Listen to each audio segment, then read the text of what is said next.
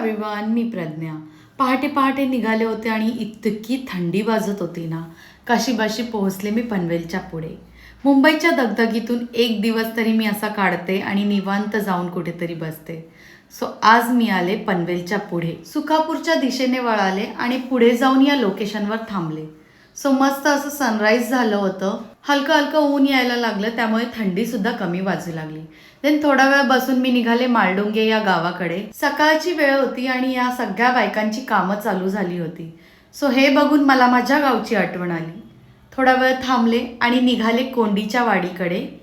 So तिथे सुद्धा पुढे जाऊन बघते तर इतकं छान डॅम होता ना, पण पाणी कमी होतं. सो इथे सुद्धा बायका सगळ्या कामच करत होत्या. उन्हाचे चटके बसायला लागले. देन मी निघाले परतीच्या प्रवासाला. सो व्हिडिओ आवडल्यास मला नक्कीच कमेंट करून सांगा आणि फॉलो करायला विसरू नका. भेटू आपण नेक्स्ट ब्लॉगमध्ये. Bye bye.